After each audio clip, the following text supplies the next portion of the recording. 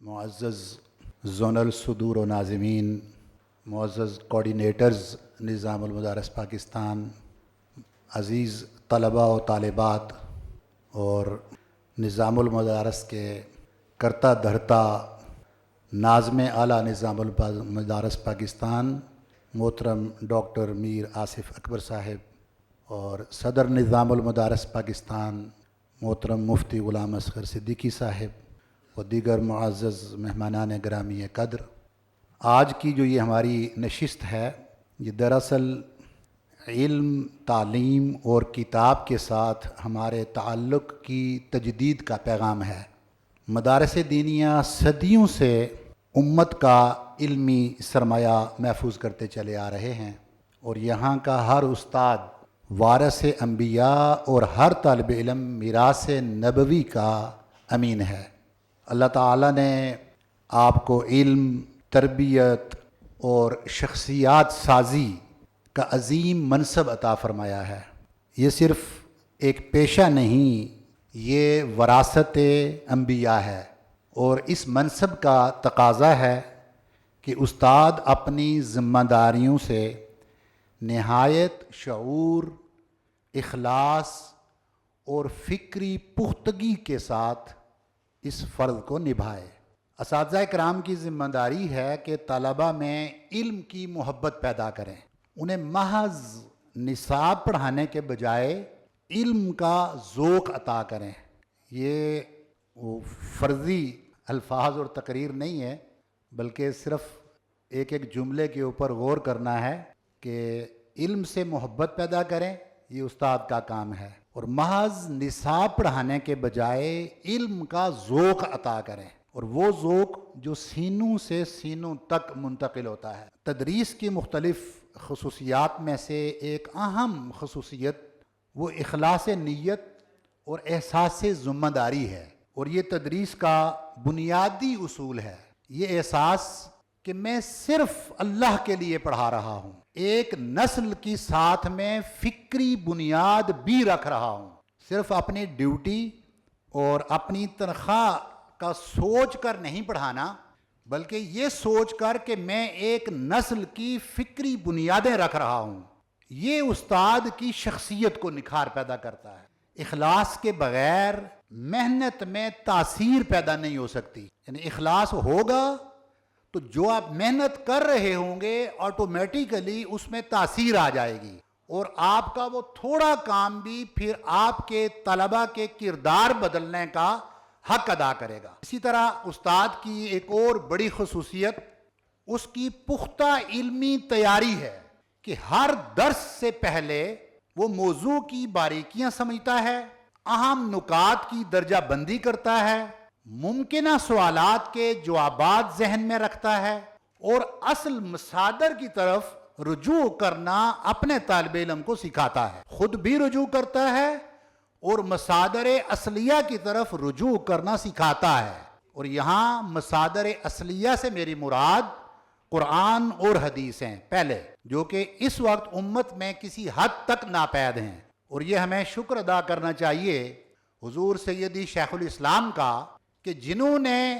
قرآن اور حدیث سے بھٹکی ہوئی اس امت کو دوبارہ قرآن اور حدیث کے ساتھ جوڑا ہے۔ تو یہ دو مصادر اصلیہ ہیں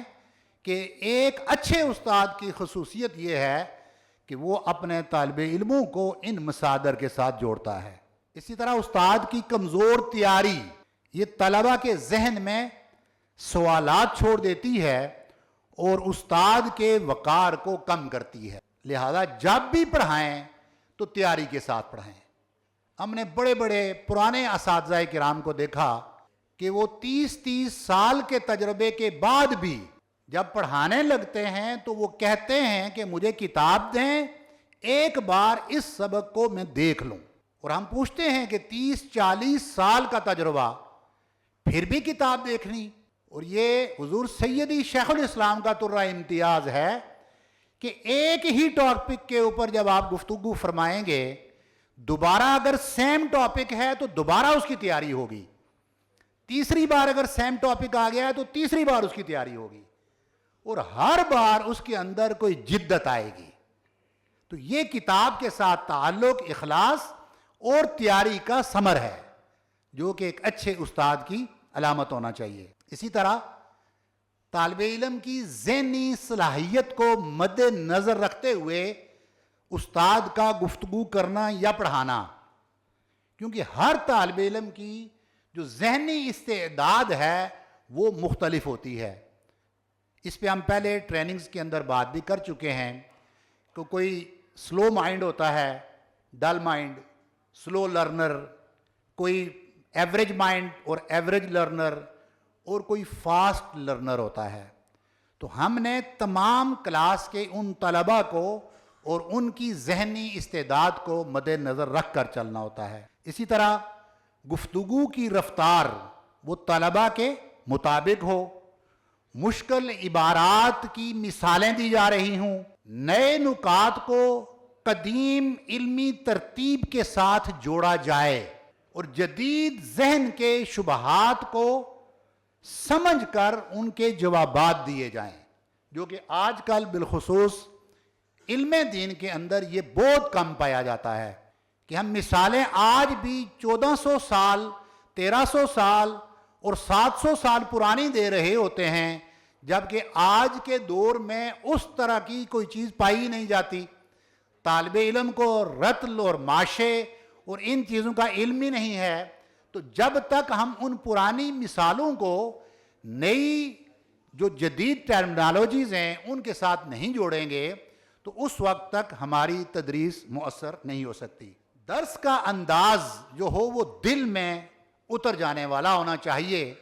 اور تھوڑی دیر بعد آپ اس کی پریکٹس بھی دیکھیں گے کہ کیسے تدریس کروائی جاتی ہے۔ اس کے لیے بنیادی چند جو پوائنٹس ہیں اس میں سب سے بڑی بات ہے کہ وضاحت، کلیئرٹی، جو لیکچر دینے والا ہے خود کلیئر ہو اور جن کو لیکچر دے رہا ہے ان کے ذہن کو کلیئر کرنے والا بن جائے۔ تو یہ وضاحت اور کلیئرٹی یہ بنیادی نقطہ ہے۔ دوسرا ہے کہ ترتیب، جو آپ پڑھانے جا رہے ہیں اس کے اندر بھی ایک نظم اور ایک ترتیب ہو۔ کوئی ایک مشرق اور ایک مغرب کی بات کو لے کر اگر پڑھایا جائے تو طالب علم کا ذہن منتشر ہو جائے گا۔ اسی کے ساتھ ساتھ مثالیں اس کے ساتھ دی جائیں تاکہ طالب علم کو وہ بات جلد سمجھ میں آئے۔ اگر ٹائم آپ کے پاس ہے تو تکرار کریں۔ ہمارے استاد جو ہمارے مرعوب اور پسندیدہ استاد تھے پروفیسر محمد اعظم نوری صاحب، تو آپ کا یہ اسلوب تھا کہ ایک بار آپ زبانی اس سبق کو ہمارے سامنے پڑھاتے، دوسری بار اس سبق کو آپ کتاب سے پڑھاتے، اور تیسری بار کلاس کے ساتھ اس سبق کا تکرار کرتے، اور وہ پڑھاتے تھے ہمیں اصول الفقہ۔ اور میں ہمیشہ اس بات کا اقرار کرتا ہوں اور اعتراف کرتا ہوں کہ اصول الفقہ کا شوق اگر کسی جگہ سے مجھے پڑھا تو وہ اعظم نوری صاحب جو ہمارے استاد تھے ان کی تدریس کے طریقہ کار نے ہمیں اصول الفقہ کے ساتھ جوڑا اور شوق پیدا کیا۔ تو یہ استاد کا کام ہے کہ وہ مشکل سے مشکل عبارات کو آسان سے آسان پیرائے کے اندر بیان کرتا ہے، اور اس طالب علم کے اندر اس سبق کے بارے میں محبت اور مودت پیدا کر دیتا ہے، اور اینڈ پر اس کا خلاصہ بھی بیان کیا جائے۔ اسی طرح محترم ڈاکٹر شبیر جامی صاحب نے اپنی گفتگو میں جملہ فرمایا کہ جو بات استاد کی زبان نہیں کر سکتی وہ اس کا کردار کرتا ہے۔ ٹھیک ہے، جو زبان سے باتیں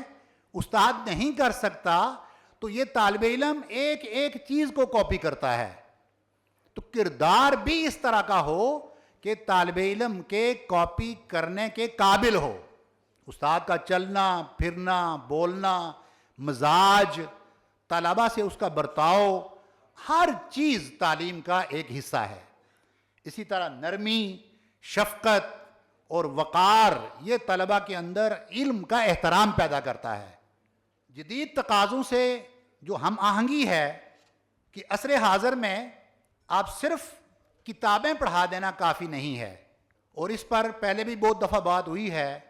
اور میں تحدیث نعمت کے طور پر یہ بات کروں گا کہ الحمدللہ منہاج القرآن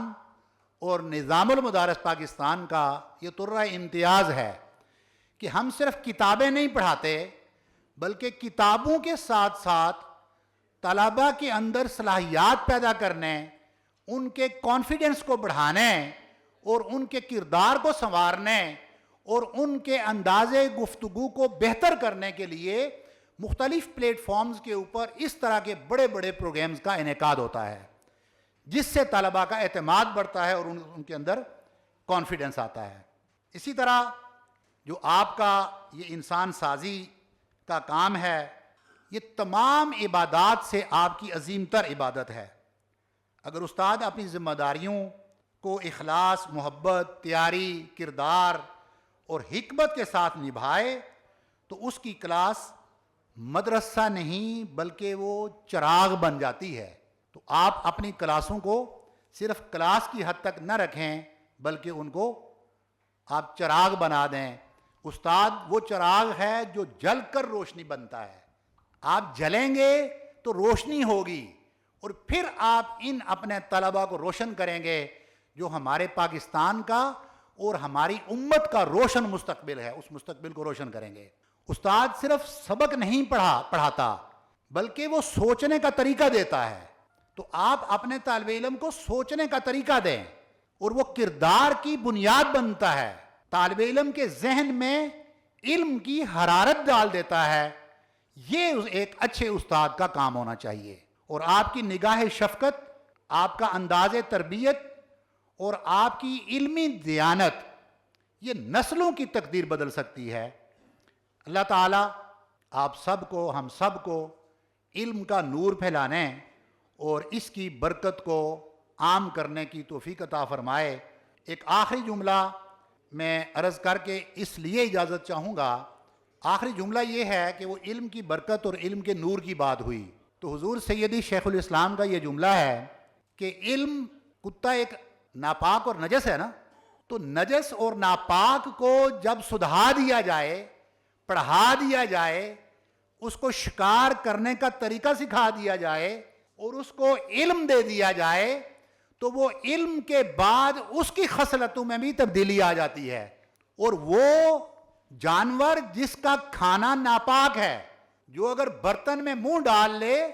تو وہ برتن 7 بار دھونے کا حکم ہے، اگر اس کو علم دے دیا جائے، سدھا دیا جائے تو اس میں بھی علم کی اتنی برکت آ جاتی ہے کہ اس کا پکڑا ہوا شکار ہم استعمال کر سکتے ہیں۔ تو اس لیے ہم سب لوگ آج جس پرپز کے لیے یہاں بیٹھے اکٹھے ہوئے، وہ مقصد ہمارا علم کی شمع روشن کرنا ہے۔ اللہ پاک نظام المدارس کو دن دونی رات چوگنی ترقی عطا فرمائے، اور اپنے جو طلباء پوزیشن ہولڈرز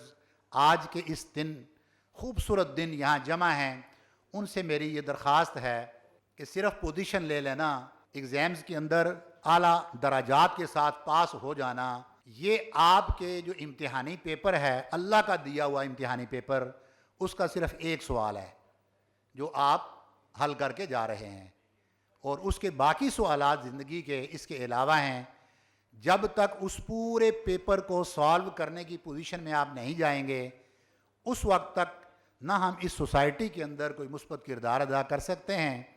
اور نہ ہی اپنی عاقبت اور آخرت سنوار سکتے ہیں۔ اللہ رب العزت ہم سب کا حامی و ناصر ہو، وما علیہ الا البلاغ۔